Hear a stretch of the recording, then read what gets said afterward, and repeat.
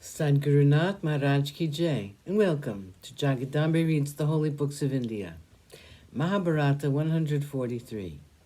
As you may remember, Vikarna said that Draupadi was free. His words created quite the sensation. People were surprised by his clear and precise thinking. All of them were convinced now that Draupadi was not a slave. Radeya was furious with Vikarna. He stood up and said, "Vikarna, you are assuming too much wisdom.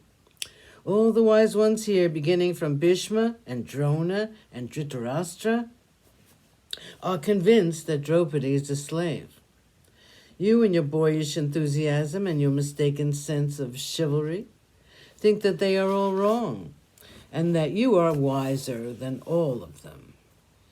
If she is not a slave, and if the husbands think that she is not a slave, do you think that they would have allowed her to be brought to the court?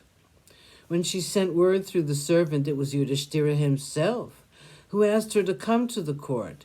You say that it is not right to call her a slave, but there is no need to consider dharma in the case of the Pandavas. They are not righteous.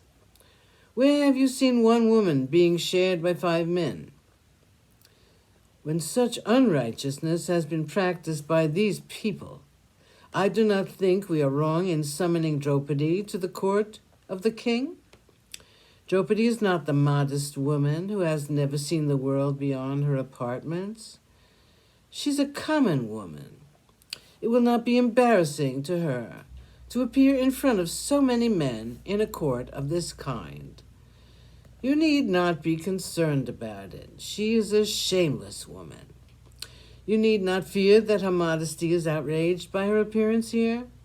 She's a slave, just like her lords. Why, they have no right to wear the clothes they are wearing. Dushasana, remove the garments of these 5 men, and also that of Draupadi, and surrender them to their lawful owner, the prince." Hearing the cruel words of Radeya, the Pandavas removed their upper clothes and laid them all in a heap. They returned to their places. Dushasana took hold of the upper cloth of the outraged queen and began to remove it forcibly. Draupadi was frantic with dismay. She looked at her husbands one by one. She knew that it was useless to appeal to them. They would do nothing to save her from dishonor. She looked this way and that, hoping for support from someone. No one moved.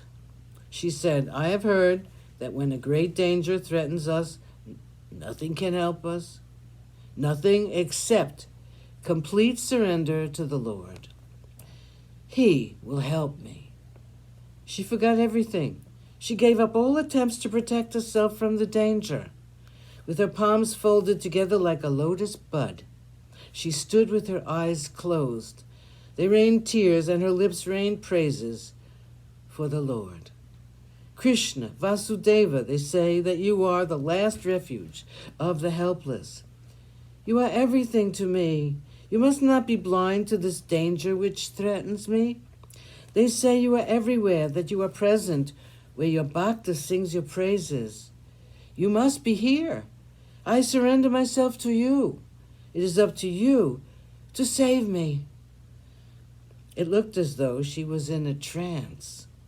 She was immune to the words of her enemies. She was not resisting the outrage that Dushasana was attempting. She stood with her palms folded and with her eyes closed.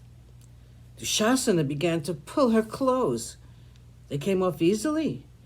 She was not trying to defend herself. The horrified audience looked on. Then a miracle was seen. Dushasana was pulling at her clothes and they were getting longer. He used both his hands and pulled. Still the cloth kept feeding his hands. He could not pull it off completely. The cloth grew like the infinite kindness of God, like the tears of a repentant man, like the gifts of a generous one.